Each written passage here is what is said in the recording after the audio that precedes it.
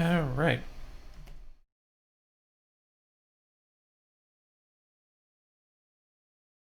So, good morning, everybody. Welcome back to the stream.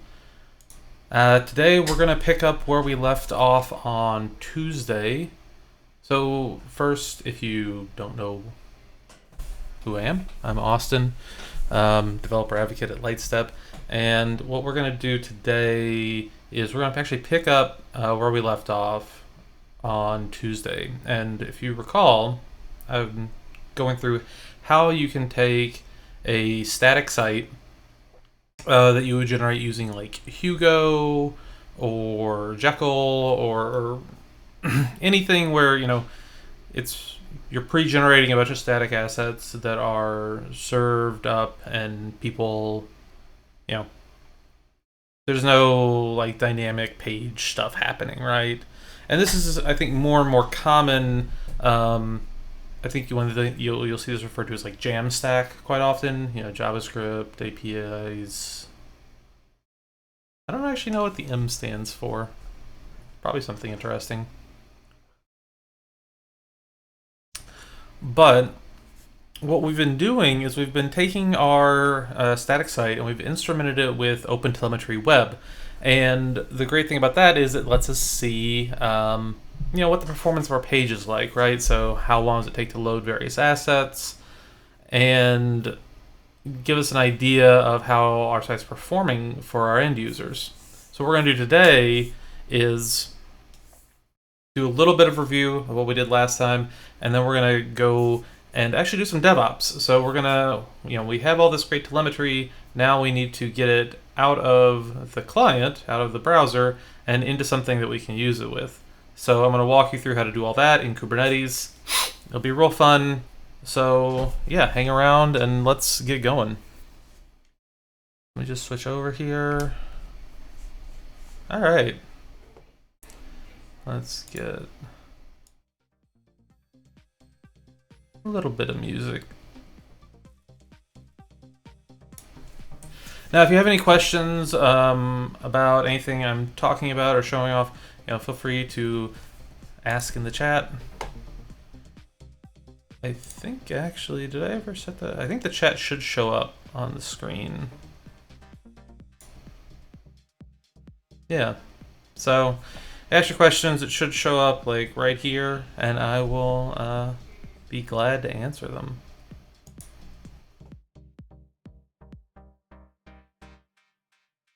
So let's first cover what we did last time, or kind of just a brief review.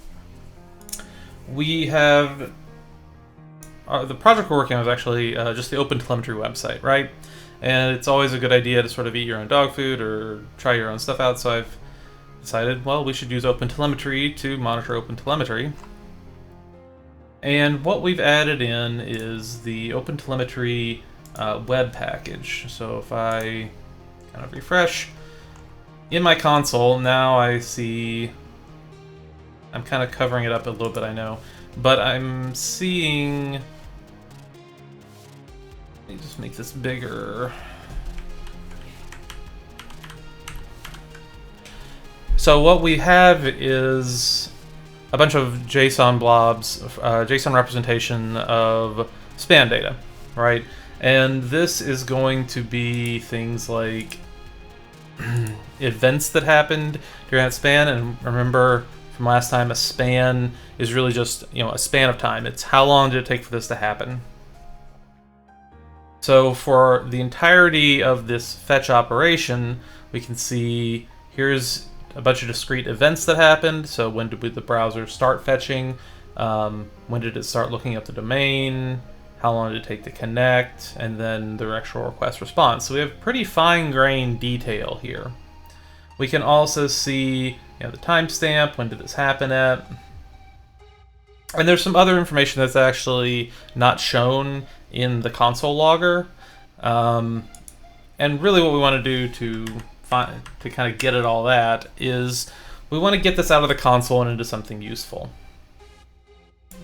Namely, we need to get it into the OpenTelemetry collector, and then from the collector we can export it to a variety of systems. Now, I'm going to show you Lightstep today, which you can sign up for free. I'll show you how later. But you could also put this into an open source tool like Jaeger or Zipkin. I believe there's other there's several other vendors that support OpenTelemetry. So if you already are using something, you might be able to either through like an exporter on the collector or native ingest, then you should be able to get your data to a different place if you wanted.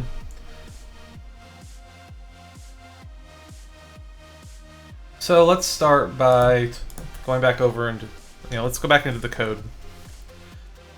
One change, two little changes from last time. Now, if you recall in the Webpack file, I actually had been debating if I needed all of the extensions in this module resolve. So I actually took out JSX and TSX because we don't need those. We aren't actually transpiling anything from JSX or TSX, so this actually reduces the bundle size a bit. And then for DevTool, I've explicitly set this to none. I don't want to generate any source maps. Now, in the real, if this was a more complex application, then I would probably want to have source maps, and I would probably want them to be sort of split off in a different file. Source maps are basically a way for the browser or to map the minified code to what's actually happening. Now, there's a lot of reasons that I would want to do this, and I don't necessarily want to go into all of them today. But in this case, we're actually going to try to optimize around fast page load time, right? Because Oh, unfortunately, adding OpenTelemetry Web did increase our bundle size quite a bit and increased the amount of JavaScript that you need to download to run the page, which I don't really like. So what I'm going to do is, since the actual scripting is very simple, I'm going to just say like, okay, well, let's try to reduce the amount of data that the user's browser needs to load. So let's turn off source maps. Let's just try to make this as small as possible. The other thing we've done is we've went in and we've actually kind of constrained our plugins a little bit. Instead of having both the document load and the user interaction plugin, we're just using document load, and the reason is that we don't have any kind of JS form or anything that we need to hook into. So we don't really need the extra code basically in that user interaction plugin. Now, if we had like a form, or we were doing something where we were doing like on-click events or binding various event listeners on this page, then that user interaction plugin would be very useful. But since we don't need it. And we don't need this. I don't know why. I was playing around with options on the plugins, and we're just gonna have plain old document load. Now, the nice thing we have here, there's a couple things actually that I thought about after doing this, and one was it'd be really nice to see where people were at, right? Now, there's a couple ways you can get user location information in the browser, I know of. There's a geolocation API, but that prompts people to grant the website your location, which isn't great. And I don't think we need that super fine-grained detail, but what would be nice is to know, like, what is the language of the browser, right? And that can give us an idea about, do we need to do translations of documentation into more languages, or do we need to translate the site itself into other languages? So what I'm going to do is I'm going to add some attributes to my traces. The easiest way to do this is to create a new object, and then I can add in attributes as key value pairs. So we're going to say browser.language, and we can call navigator language, and that will give us the browser's language, which isn't a great, which isn't 100% like where you are in the world, but it's not a bad proxy for it. And certainly it will let us know, are a lot of French people reading the website, or people who have their browser's language set to French. This is usually a decent but not 100% accurate proxy for the system language settings, which again, we mostly care here about understanding, like, are we being international friendly? The other thing I want to add in is, if you recall, we don't actually see what page people are on with this document load plugin. So I'm going to do kind of a quick and easy way to get around this. I'm going to add in a new attribute called browser.path, and this is going to be set to the path name of the location that the URL bar is at, right? So this is the part after, host port. To add this into my spans that are coming off the thing, and for ease of use, let's just say I want this on everything. So I'm going to go into my tracer provider here, which is the thing that's actually generating the tracer behind the scenes and creating the telemetry for me.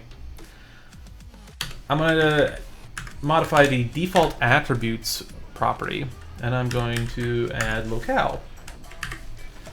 So now, as we see, let me actually zoom in a little bit. If I look at the, let me go to one that's a little higher up so you can read it. All right. So now you can see in the span, I have these two new attributes, browser.language, browser.path. and it's accurately saying my browser is set to US English, and then the path is the root path, which is the page I hit. So, cool.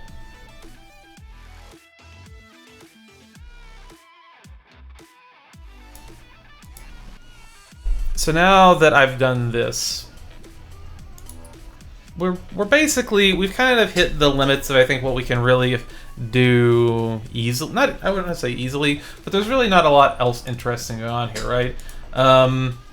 Certainly, there's a lot of sort of fertile ground in this search.js.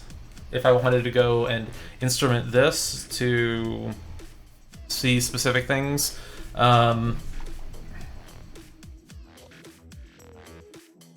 But for now, I think we've got a good start with where we are. So let's move on and try to get all this data, get this all out somewhere. Because having it in the browser console is cool, maybe, but it's not very useful if I'm trying to actually understand how this all works in prod. So the first thing I'm going to do is I need to add in an exporter for my data. Right now I have console span exporter, but what I want is to send this to an OpenTelemetry collector. So I'm going to do collector exporter from exporter collector. And then I'm going to create a new collector exporter. Now the collector exporter takes a couple different config options, but we're going to focus on two right now. The first is the service name, so I want this to be OpenTelemetry.io. And the second thing it needs is a URL. And we don't have a URL right now. We don't have a collector deployed. So let's jump over and let's figure that out.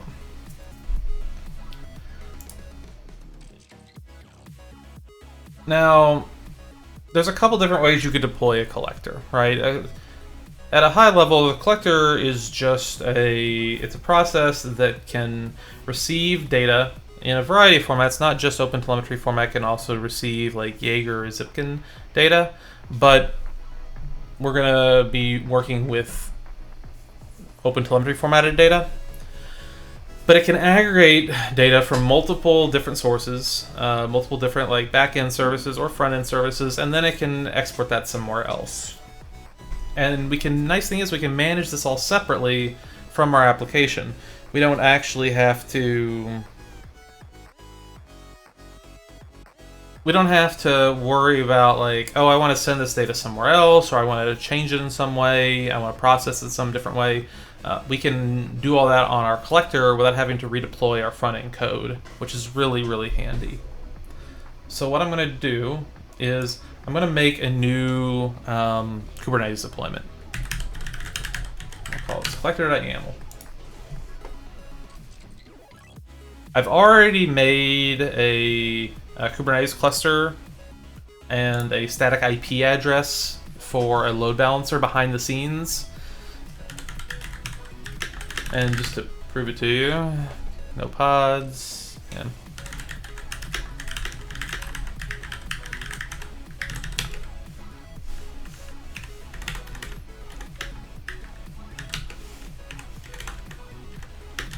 Now, show you the system pods. So it's running in Google Cloud. This is a Google Kubernetes Engine cluster, but I'm not going to go use any specific like GKE things here. So this would work really for pretty much anything that supports a load balancer service or load balancer service. So there's really going to be three parts to this. We need our deployment to tell Kubernetes, hey, this is, what you need to deploy. We need a service to expose it to the outside world. And then we also need a config map to give the collector its configuration information. So let's start with that.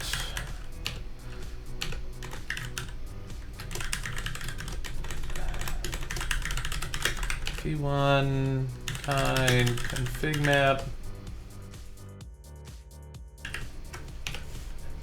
Very helpful.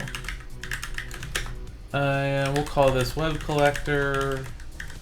Call it web collector comp. Wait, that's not the right name. Web collector comp. Labels. And we're going to have an application named OpenTelemetry collector. Component will be web collector comp.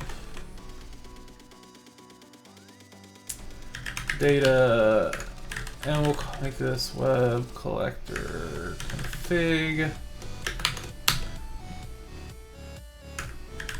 So the config format for OpenTelemetry collector is also YAML. And I'll go through and explain this as I'm adding it in.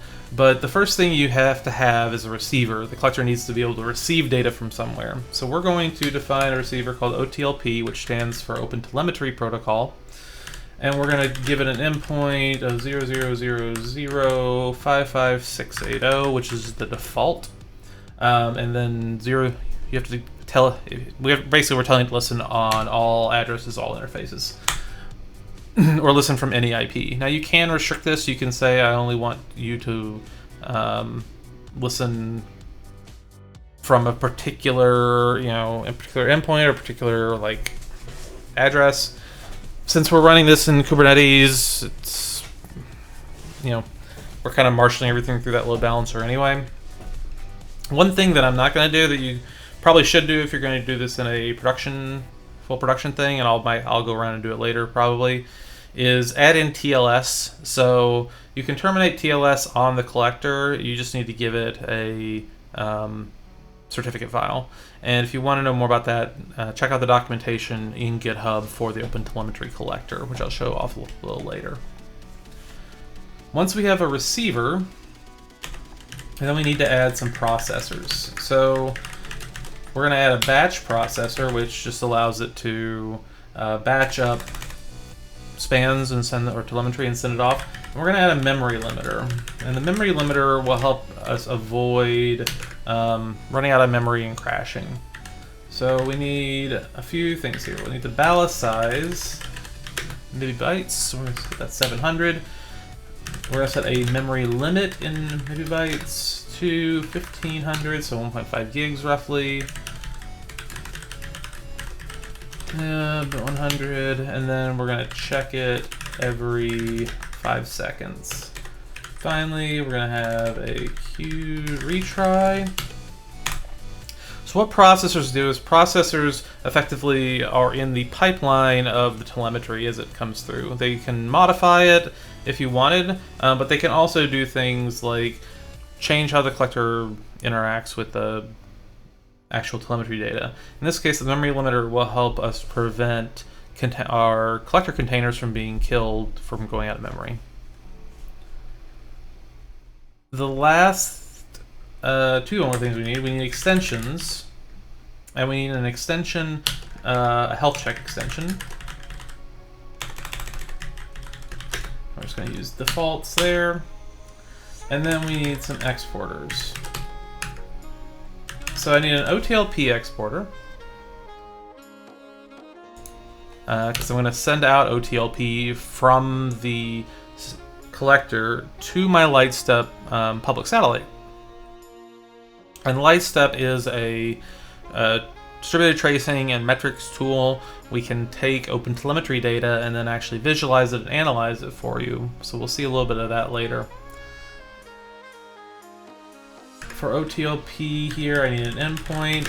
This is going to be the Lightstep satellite ingest. Lightstep.com 443.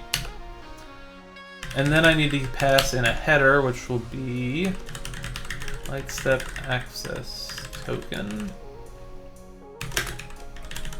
We'll go get that later. Once I've set everything up, I've got my receiver, my processors, my extensions, my exporters, so I've got everything I need. Now it's time to put it all together. So I'm going to configure the service with an extension. We're going to turn on health check. And then I'm going to set up a pipeline for my traces. I'm only going to have one pipeline, but keep in mind, you could have multiple tracing pipelines or metrics pipelines coming out of a collector, so I could, you know, tee this stuff off into 2 different or 3 or 4 or however many different endpoints, so I could send the same data to Lightstep and Stackdriver, for example. It's really great if you want to try out new things, or if you need to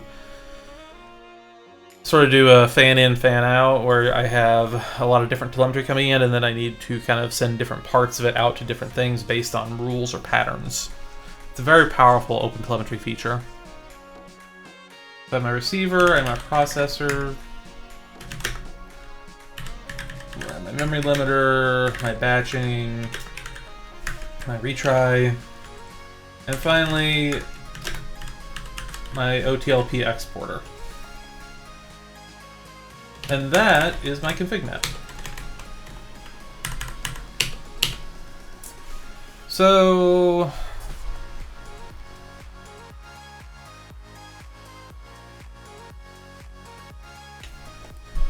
what we will do is this config map will actually be mounted into my deployment, and then I'll be able to give this to the collector container. So let's go ahead and do this. So we need our service. Alright, this should be pretty straightforward. Our collector service, our spec, ports.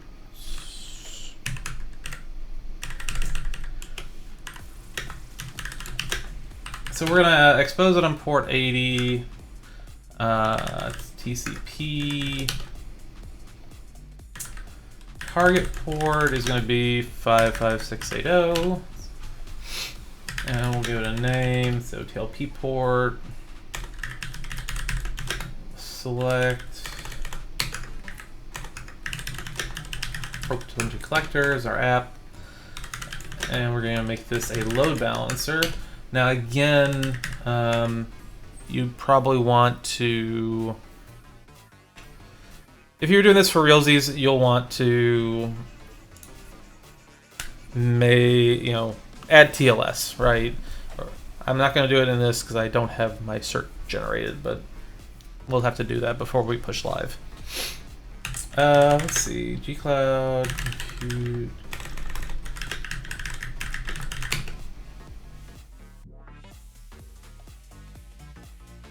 Web collector IP. So here's my static IP that I've already reserved for this. And that is our service. And finally, we're gonna do the deployment. So this will be apps, v1.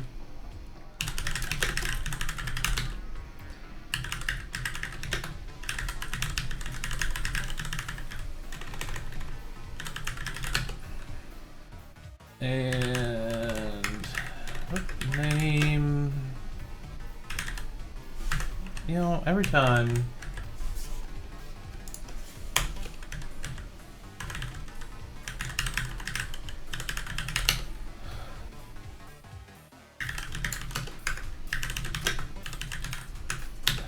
and component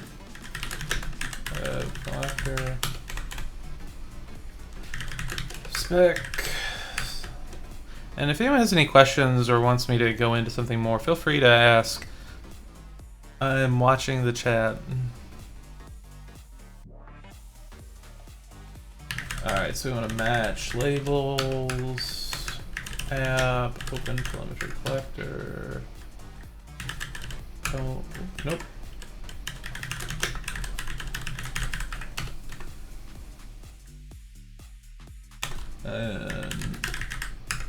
Now you remember we added that health check port earlier, or the health check extension. So that's going to be useful because we'll be able to set up readiness and liveness probes on the collector container itself.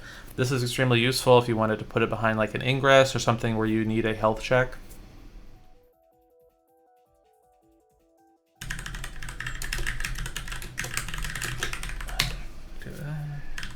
And we're going to have 2 replicas, just in case this thing gets, you know, really overloaded, I guess.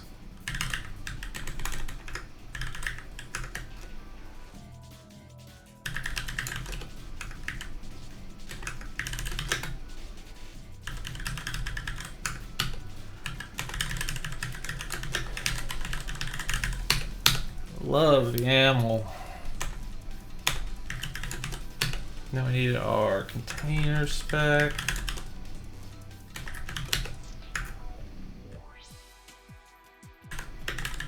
All right.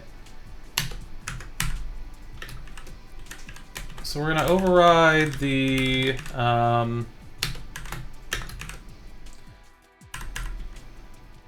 default entry point into the container. We're going to tell it where our config is that we're going to map in.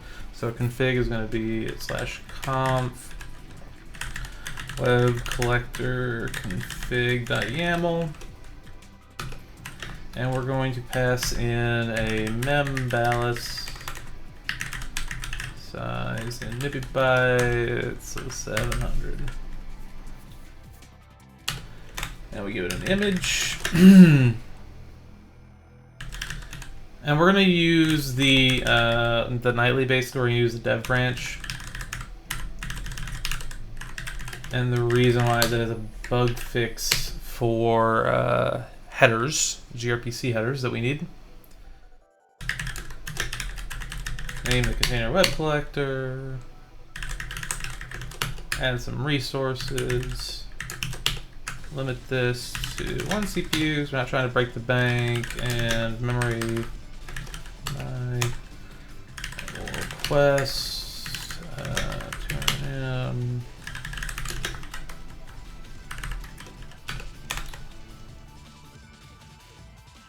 And ports. And this is again is our port for the OpenTelemetry protocol. Need some volume mounts.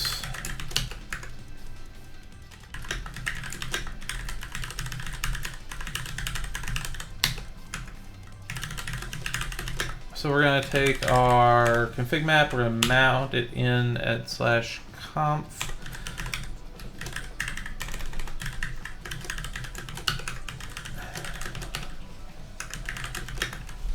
We're going to add in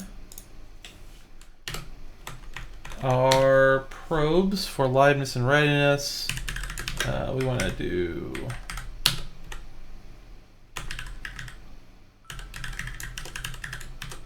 HTTP GET requests, and the way the health check extension works is it replies on by default. If you don't change it, it's / and then for whatever port you configure, it responds to a request in that port with 200 OK or not. If it's not, then it's unhealthy. If it's 200 OK, it's healthy.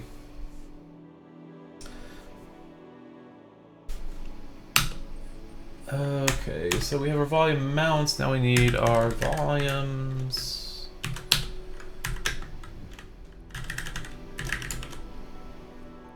Config map.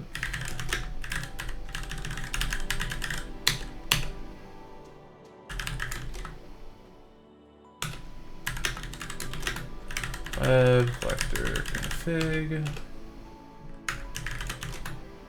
The path will be web collector config.yaml.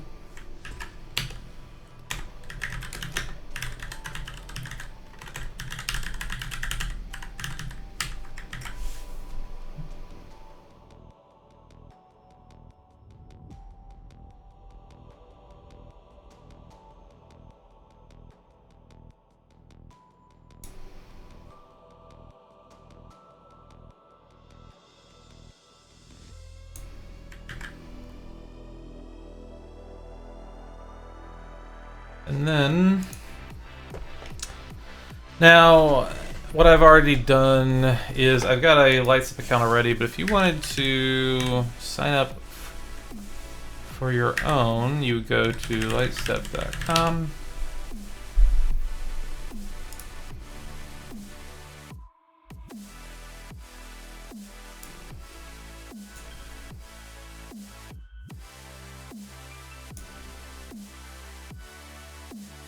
So you go to app.lightsep.com, or you can go to the website and you click on developer tier on the pricing page, but you'll fill out this stuff, we'll send you a thing. It's actually, the developer tier is actually free forever. There's some restrictions. We're updating this page. That's what I do when I'm not talking to people on the internet. But once you've done all of that, once you sign up for your account, you'll get a page like this. So we're going to connect a service, connect an existing service. Don't have OpenTelemetry on here yet. However, if I go to the settings, there's a access token right here. So what I'm going to do is I'm going to take this access token. I love you all, but I don't want you to see my access token.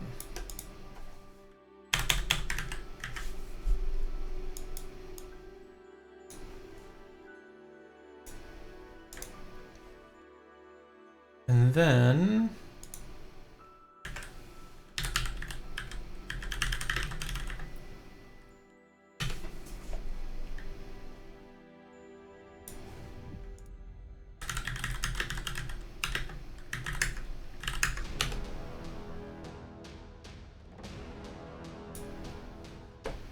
all right. Whoop. There we go. So now we should be ready to roll. Let's give it a shot and see if I screwed up the YAML. Do kubectl apply file scripts collector.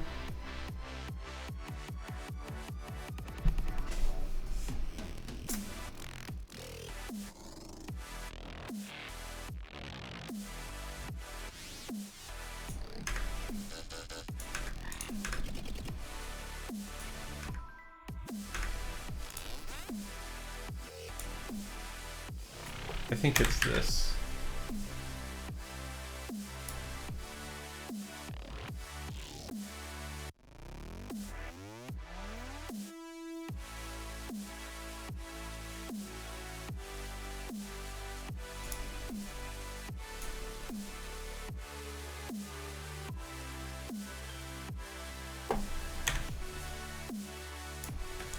Oh, bother. Click up, do that.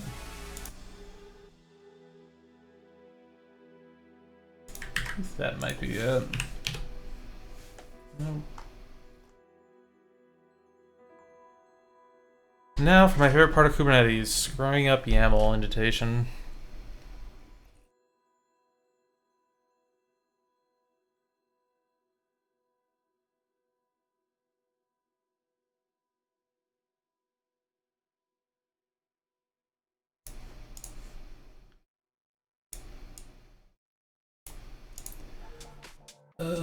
Okay.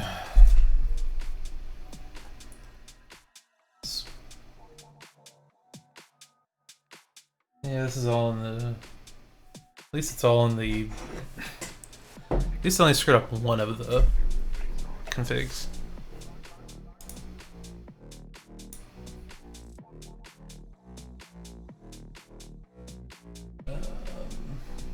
Metadata...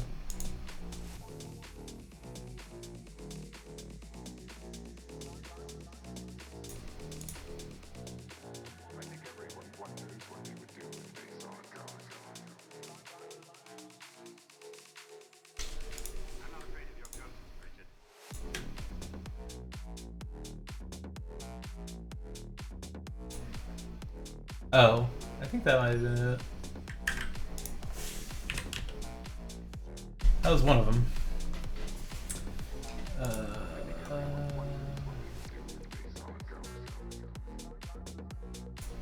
Might be all of these actually.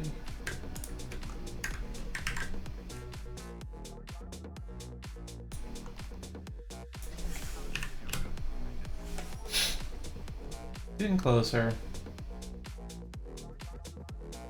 Forces and the volumes. I think everyone wonders what they would do if they saw a ghost.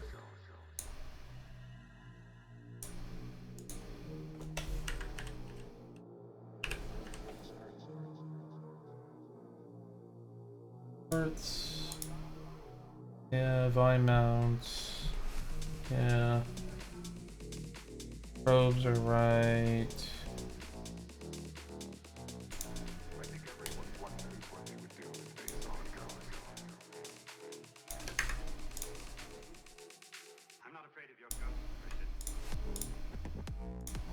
Volume, config map, name.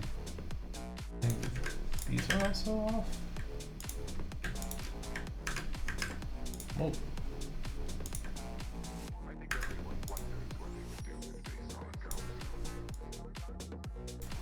Okay, that's fine.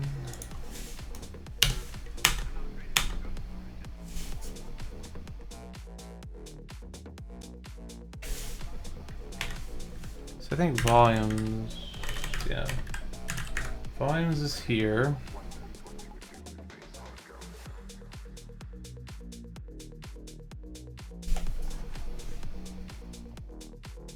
Excuse me.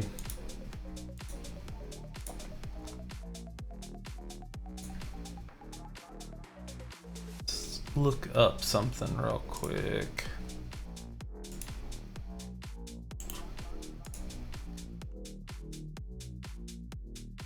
What am I doing wrong here?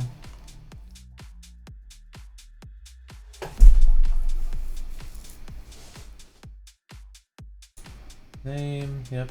Mount path, yep.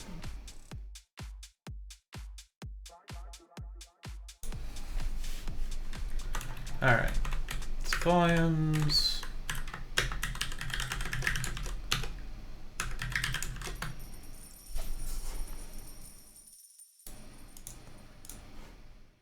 Fighting with the animal is the most exciting part about Kubernetes I've discovered. Right past,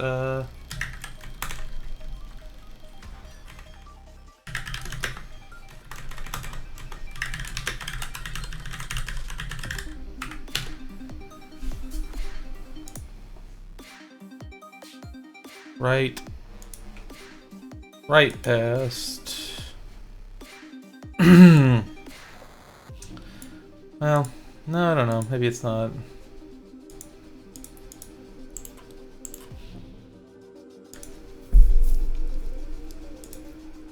I feel like I dislike dealing with Kubernetes YAML more than anything, though.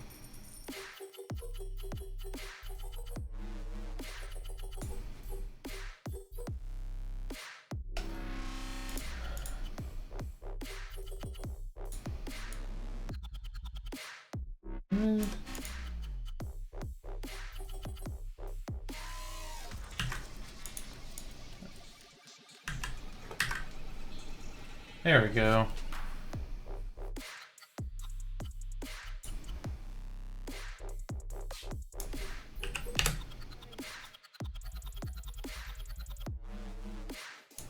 No field resources and pod spec.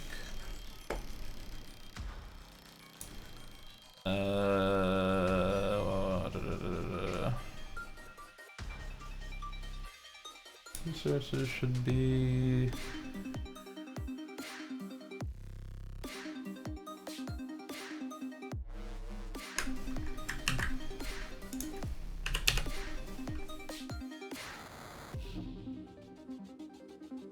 Oh.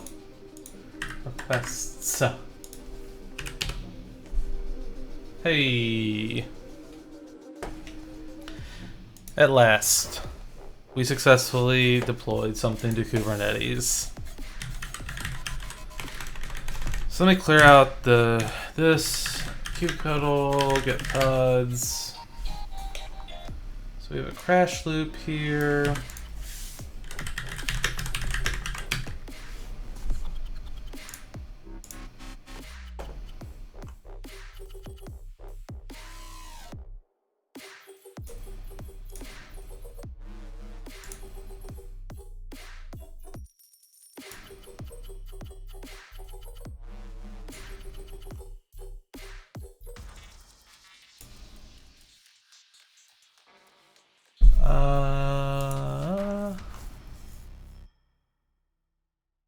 Oh. It's receivers. Let's apply that again. And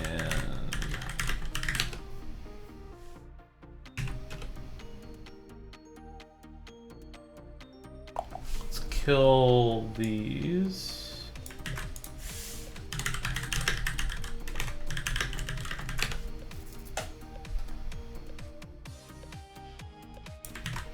So we'll delete my existing pods, and that should get them to roll it with a new config map, which shouldn't crash.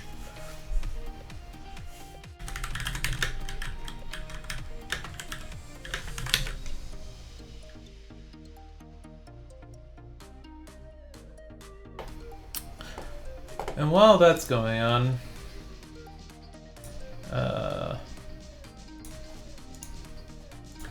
let's check my service.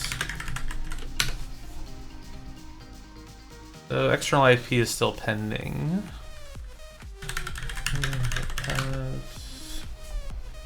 Now what?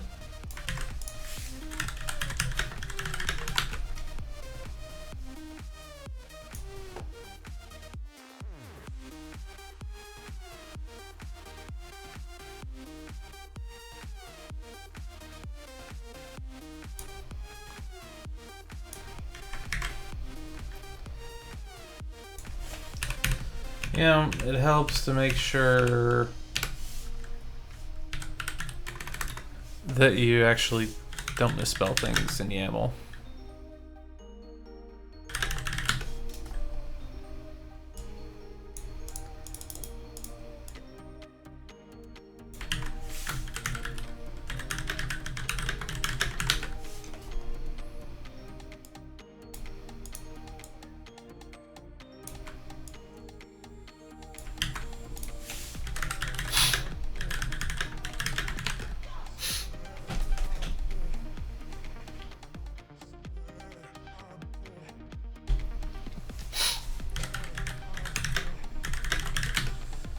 Hey, we have pods running.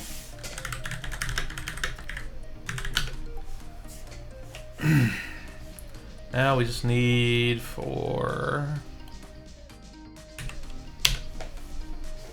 that external IP to become available.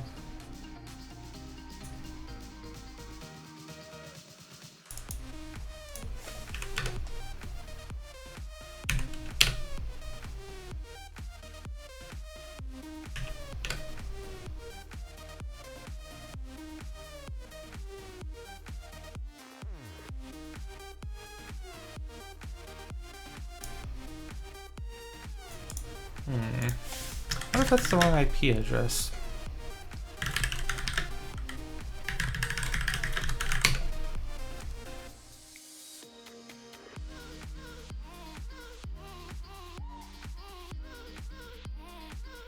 Oh.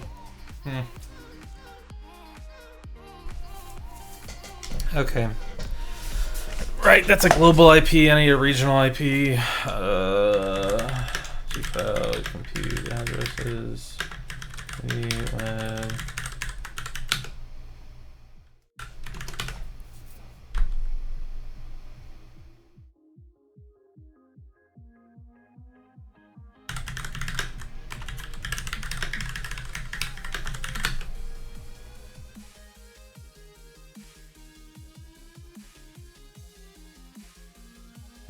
Oh.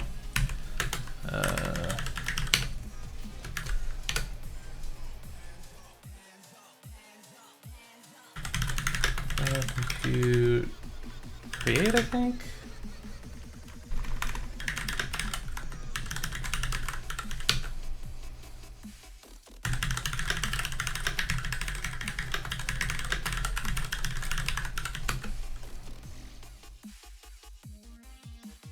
So for posterity's sake, what happened there was that I had a global IP, and I think for GKE load balancers, you can only use a global IP on an ingress resource rather than a load balancer. So for a load balancer, I needed to have a regional IP in the same region as my cluster, which I now have, called web collector IP. So now I should be able to go replace that. Get rid of that. Extra there.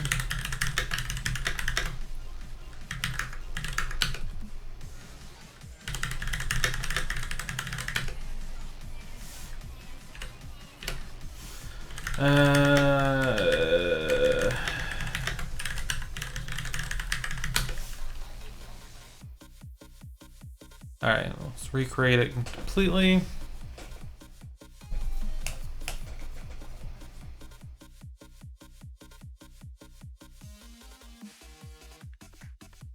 And while we're waiting again, if anyone has any questions, feel free to ask, or if you just want to say hi. I'd love people to say hi.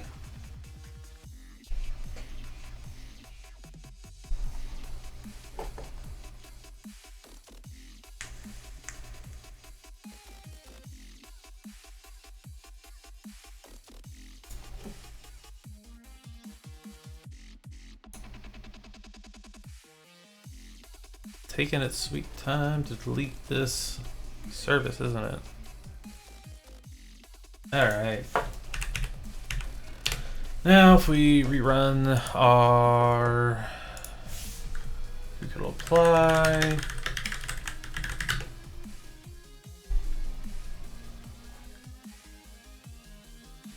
Let's actually, just for giggles, let's take a look at our console. When all else fails,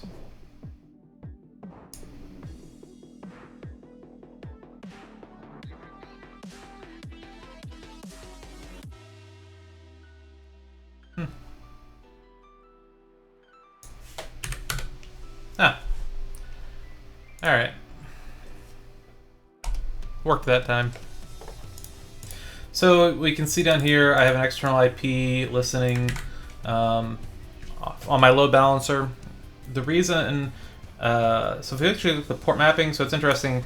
So we map port 80, yes, and then 3271 I think is the node port that's created on the load balancer itself, or it's created it's a port on each of the nodes maybe, but it's still going to map to 55680.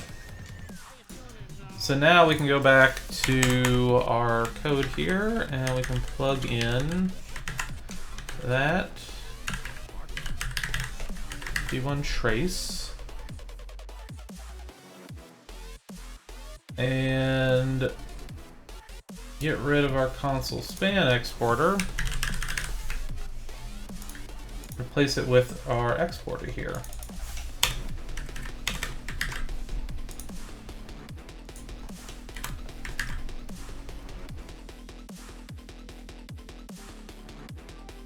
All right. And now we should be able to click around a little. And you notice we're not seeing anything down in our DevTools anymore. It's because I removed the console exporter that was in here before.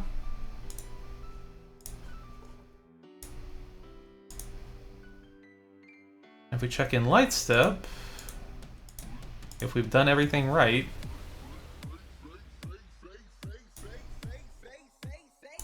we should see stuff coming in.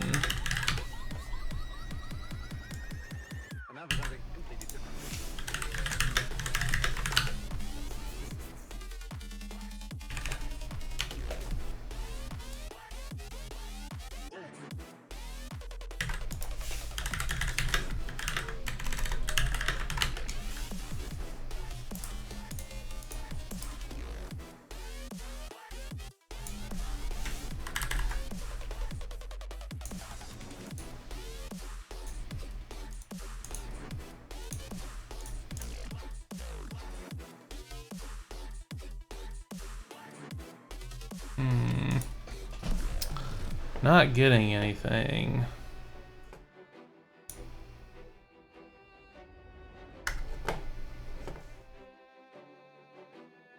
So why would we not be getting anything?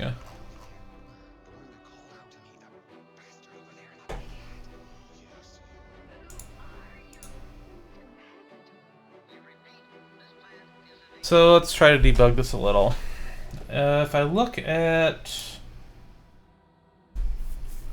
So if I look here, it does seem like... Yeah, data is going out from the site to the collector. As we can see, here's all these 200 OKs when we're posting to our collector.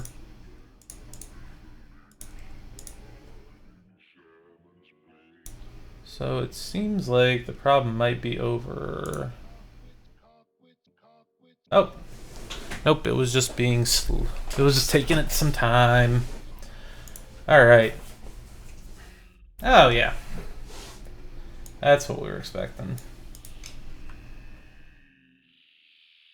Let me blow this up a little for everybody.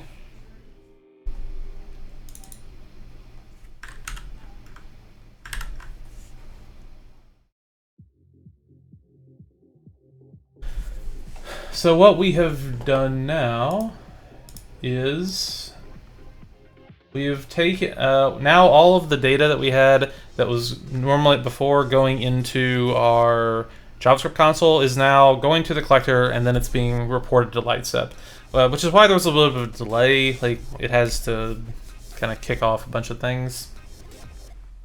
But now that we're here, we can start to actually see what the data looks like. So, brief tour, I guess, of Lightstep. This is the Explorer. This is where I can actually kind of dissect my data a little bit and kind of, you know, get down in the weeds. And each of these are the same spans that we were seeing in the web console before, but now they're showing up, you know, in Lightstep. So I want to filter. Let's just look at kind of the top level here. So I want to just look at document load, because I did go through and I loaded a bunch of things. And we'll just pick one of these at random. So here's the actual trace of a page load from the OpenTelemetry.io website. I can see, you know, the individual steps that were kind of part of it. I can see, like, actually each individual asset, which is really interesting. So this is one of the things that, you know, when I was talking last time about, like, profiling the performance of your static site, I can look up here and I can say, like, okay, it took 113 milliseconds total to load the site. But now I'm able to go and I'm able to look at each individual step. So here's, what's this? 0 milliseconds to load jQuery, 0 milliseconds to load the app. I mean, some of this is probably like caching, right? But I can also say, like, wow, it took 87 milliseconds to load this JPEG, right? And you can also see what's interesting here is I can see kind of what's being done asynchronously, so I can look at the actual order things are being fetched in. So here's where I'm loading fonts. 28 milliseconds to load the hero background. And then over on my logs, I'm able to see, these are the events I was talking about earlier when we were looking at the spans in the console. Here's how long it took to domain lookup, connect, start connecting, request, start, response, end. And if you remember the attributes I added in for language and path, those are right over here. So what's cool is, let's say I filter this to E and US. So now I can see, this is only going to show me traces that happened in a browser where the language is set to E and US. But I can also do stuff like group by. So this would be a pretty low effort way to get like a count of how many people right now or in the past like 15-20 minutes have been looking at the site from this locale. I see 200. I mean, it's just me, so not a lot of interesting stuff here, but I can also do that on browser.path. And this is actually maybe slightly more interesting because this would again let me look at, what is not only the latency of each route or the average latency on each route, but also like the count of spans, which is then effectively a proxy for how many people are loading this site. And what's cool is we're generating all of this data from traces, right? We don't actually have a specific metric for any of this going through. This is all just kind of like trace data that we are analyzing in aggregate to build those insights, which is neat. If I had more data in here, if this was more complicated, then I could use things like correlations to see. And you can actually even imagine, let's say, the way this correlations works is it looks at what's highly correlated between your data.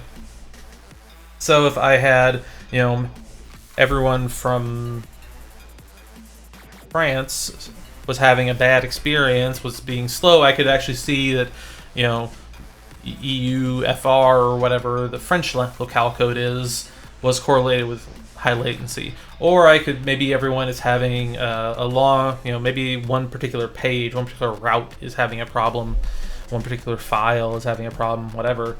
Then by using attributes intelligently, I can have Lightstep kind of tell me, hey, you should look over here. This could be an issue.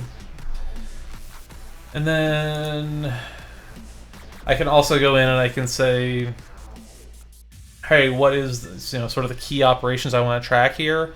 I'm going to say document load because I really just want to look at that overall load time. And this takes a bit to update, but once this actually has a sufficient amount of traffic going through it, like once it's deployed into prod, then you would see a lot more interesting stuff here. So maybe we'll come back and check on that, like next week or whenever this merges. For now, I think we're actually good. So we're going to...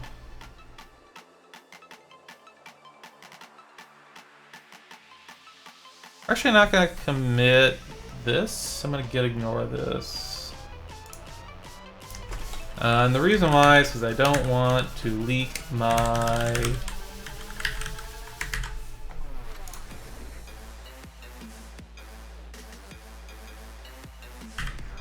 Lightstep API key into the world. But I do want the rest of this stuff.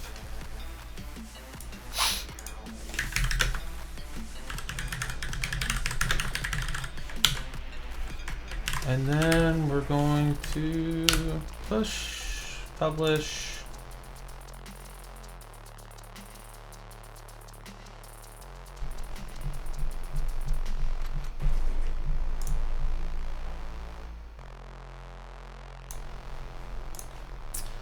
And then wander over to GitHub and do a pull request.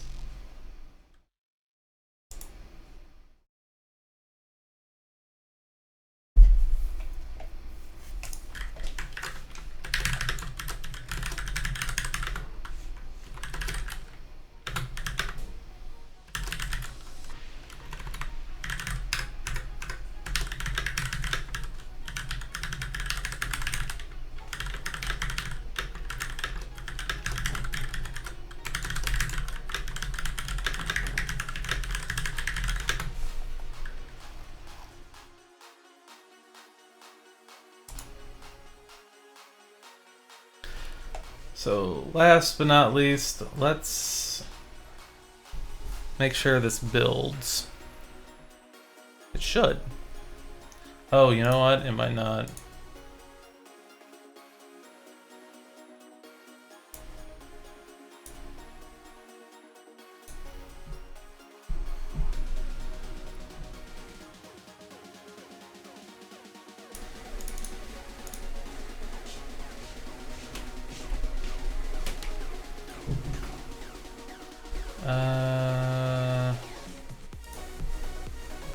Oh, no, it might.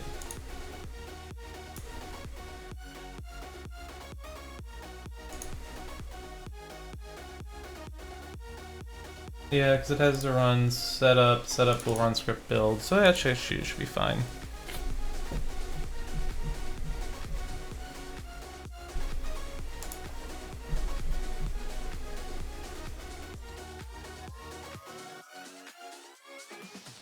Keep an eye on Netlify.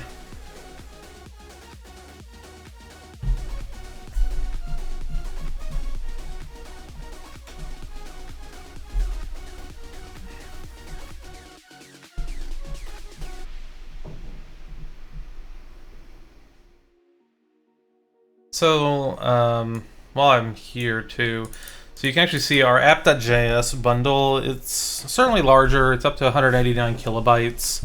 That's not great, but keep in mind that also gets gzipped and sent over, so it's effectively a little smaller. But, you know, there's still definitely a, like, oh, yeah, no, things are bigger.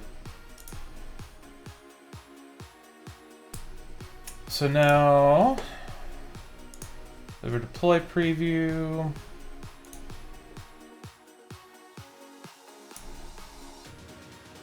And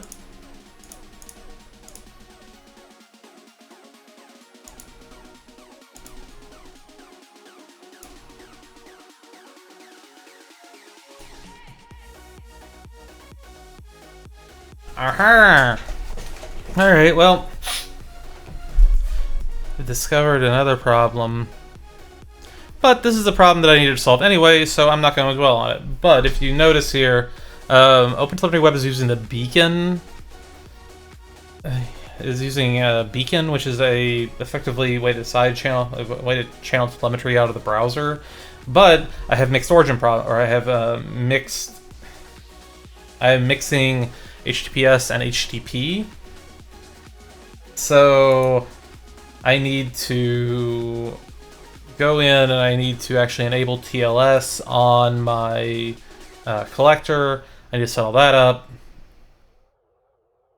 But that's like gonna be more boring, so I'm not gonna like do all that on stream. But that's really the only like big thing left, right? Is just get TLS set up so that it's not doing this stupid mixed everything. Gotta love the modern web.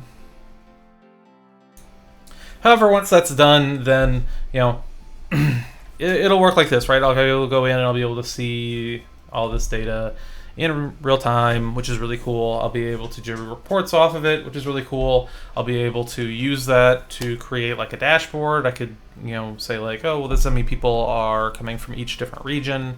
This is the most popular page, so on and so forth. Really nifty stuff. And of course, all this code is on GitHub. It's on the OpenTelemetry.io. And I'll actually be writing all this up into a blog that'll probably be published next week. So check back. Check my Twitter or check on the Lightstep blog or look in the comments of this video if you're watching this later on YouTube.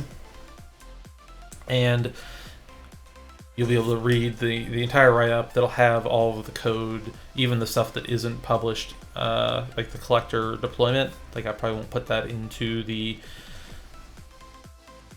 OpenTelemetry.io repo, but I will have that available for you to look at. So, I think that's going to be it for today. Thanks everybody for watching, and I'll see y'all next week with some more OpenTelemetry instrumentation. Maybe we'll jump into Java or Python. We'll have to see what I find. So if you have any questions, comments, or anything you want to really see, I'm at Austin L. Parker on Twitter, and I would love to hear from you. So thanks and have a great day.